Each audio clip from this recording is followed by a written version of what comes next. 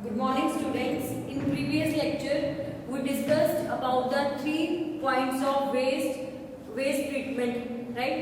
हम waste water WWTP के बारे में हम डिस्कस कर रहे थे, जिसके बारे में हम ऑलरेडी 3 पॉइंट्स डिस्कस कर चुके हैं। वेस्ट वाटर ट्रीटमेंट प्रोसेस के हमने फिजिकल और बायोलॉजिकल प्रोसेस जो स्टार्ट करा था उसके हमने 3 पॉइंट्स डिस्कस कर लिए थे। Now we start our 4th point. देखो, suspended sludge removal. Suspended sludge removal में क्या है, अब वो कह रहे हैं कि जो वाटर आपको क्लैरिफाइड मिल गया है, राइट? अब मेरे को क्लैरिफाइड वाटर तो मिल गया है, फिर भी उसमें कुछ रिमूवल्स, कुछ ऐसे पार्टिकल्स होते हैं जिनको रिमूव करना ही पड़ता है, राइट? अभी भी चाहे वो मेरे पास 3 पॉइंट्स का प्रोसेस करने के बाद चाहे मेरे को क्लैरिफाइड वाटर मिल गया है, फिर भी उसमें कुछ ऐसे थिंग्स होते हैं जिनको प्योरीफाई करना ही पड़ता है, राइट? तो जो थिंग्स हैं, अब उसको क्या करेंगे, जो वाटर है उसको हम एरेटेड टैंक्स में सेंड करा जाता है, राइट? वाटर को कहाँ सेंड करते हैं? एरेटेड टैंक्स में सेंड करा जाता है।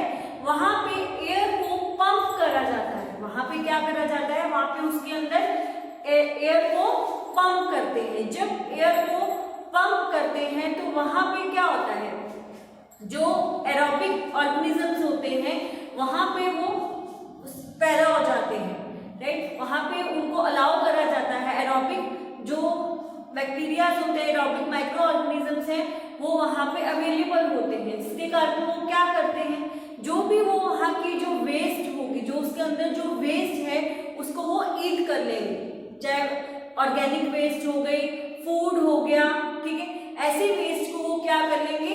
ईट कर लेंगे, जिससे क्या हो जाएगा, वो वाटर क्लीन हो जाएगा, राइट? तो देखो, clarified water also need to be clean further.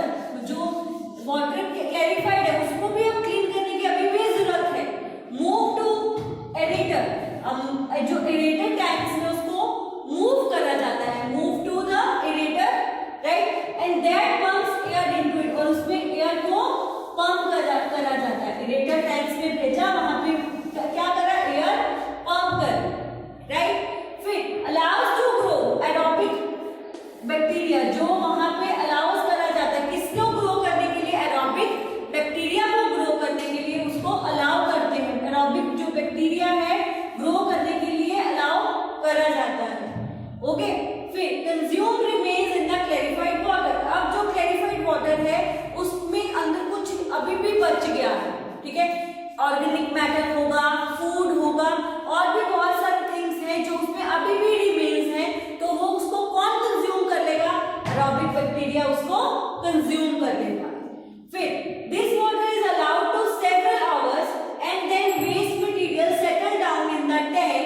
This is called activated sludge. अब एक्टिवेटेड स्लज किसको बोलते हैं? अब जो ये क्लैरिफाइड वाटर है उसको कुछ आवर्स के लिए ऐसे ही रख देते हैं, बिना छेड़े ऐसे ही उसको रख दिया जाता है, तो उसमें जो अशुद्धियां होती हैं वो नीचे क्या हो जाती है? सेटल डाउन हो जाती है। तो इसको ही हम क्या बोलेंगे? एक्टिवेटेड स्लज बोला जाता है, क्योंकि इसको हम कुछ आवर्स के लिए भी ऐसे ही रख रहे हैं, जिसके कारण this is called activated sludge. इसको हम क्या बोलते हैं? एक्टिवेटेड स्लज बोला जाता है। This water is allowed to several hours and then waste material settle down in the tank. This is called activated sludge, okay? And this water is removal from the top by the machine. अब इसमें sludge भी है, water भी है। अब जो water होगा इसके ऊपर का, वो क्या करेंगे? मशीन्स के थ्रू क्या कर लिया जाता है? मशीन्स के थ्रू क्या कर लिया जाता है? निकाल लिया जाता है। जो वाटर होगा मशीन्स के थ्रू रिमूव कर लिया जाता है, निकाल लिया जाता है, और नीचे का जो स्लज होता है ना, उसको ड्राई करके क्या बनाते हैं? मैन्योर में चेंज करा जाता है। जो वाटर होगा उसको बाय द मशीन्स निकाल लिया जाता है, और जो स्लज होगा उसको ड्राई अप करके एज अ मैन्योर यूज करा जाता है। उसको मैन्योर बनाई जाती है, फिर उसको यूज करा जाता है। क्लियर हुआ? क्लासिफाइड सस्पेंडेड स्लज रिमूवल, कैसे रिमूवल हुआ है स्लज? स्लज तो आपको पता ही है क्या होता था, उसमें अब अभी ये क्लैरिफाइड वाटर मेरे को मिल गया, फिर भी उसमें कुछ रिमेन्स बाकी है, कुछ ऐसे थिंग्स बाकी हैं जो रिमूव करनी है, तो उसमें एरोबिक बैक्टीरिया को ग्रो कराया जाता है। जो एरोबिक बैक्टीरिया उसको कंज्यूम कर लेता है जो रिमेन्स हैं, फिर उसको जो रिमेन्स को उसने कंज्यूम कर लिया उसको थोड़ी देर के लिए सेटल डाउन रखने के लिए रख लिया जाता है, ताकि सेटल डाउन हो जाए। कुछ आवर्स के लिए उसको ऐसे ही रख लेते हैं ताकि वो जो वाटर है अच्छे से सेटल डाउन हो जाए, और जो रिमूवल्स जो है वो नीचे बैठ जाती है। जब बैठ गई है तो वाटर मशीन्स के द्वारा निकाल लिया जाता है, और जो नीचे का स्लज होता है उसको क्या करा जाता है, उसको ड्राई अप करा जाता है, फिर उसको मैन्योर के रूप में यूज करा जाता है।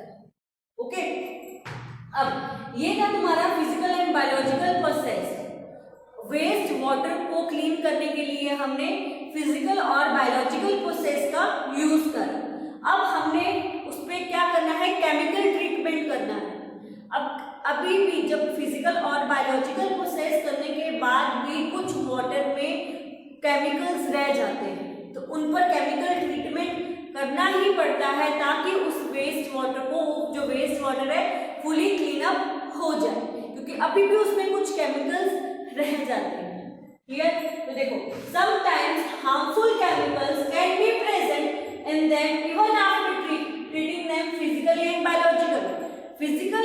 फिजिकली और बायोलॉजिकल ट्रीटमेंट देने के बाद, फिजिकल एंड बायोलॉजिकल प्रोसेस करने के बाद अभी भी कुछ केमिकल्स उस वाटर में रह जाते हैं, जिसके कारण उसका केमिकल ट्रीटमेंट करना ही पड़ता है। केमिकल ट्रीटमेंट कैसे करते हैं? उसमें अजोन और क्लोरीन का यूज करके उसका केमिकल ट्रीटमेंट करते हैं।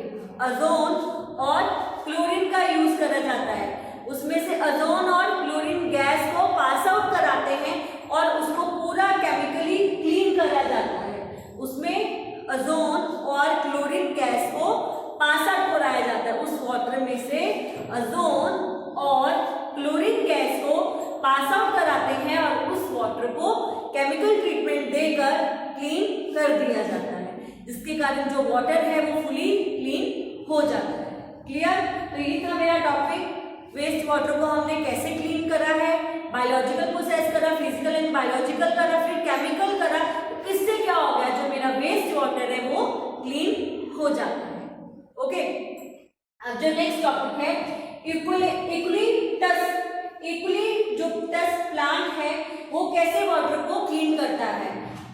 यूक्लिटस प्लांट जो कैसे वाटर को क्लीन करता है, ये जो प्लांट है वो क्या करता है, वो बहुत जल्दी वाटर को अपने में एब्जॉर्ब कर लेता है, बहुत फास्टली अपने में वाटर को एब्जॉर्ब करता है।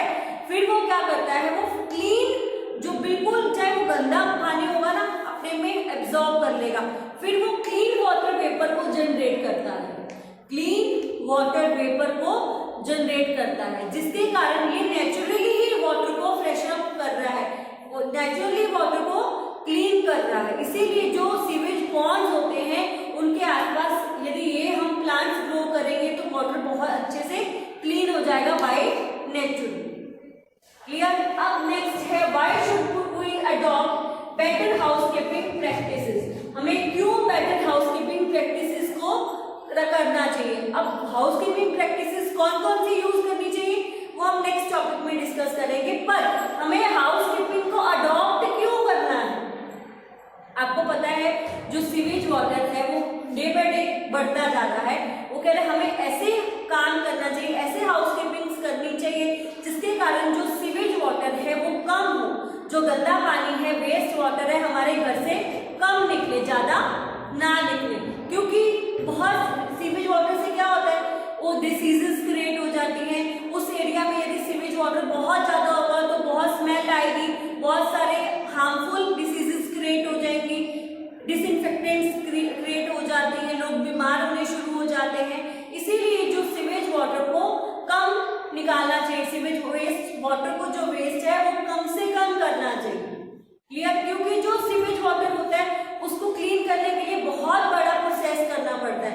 यदि सीवेज वाटर कम होगा तो वो बहुत जल्दी क्लीन हो जाएगा।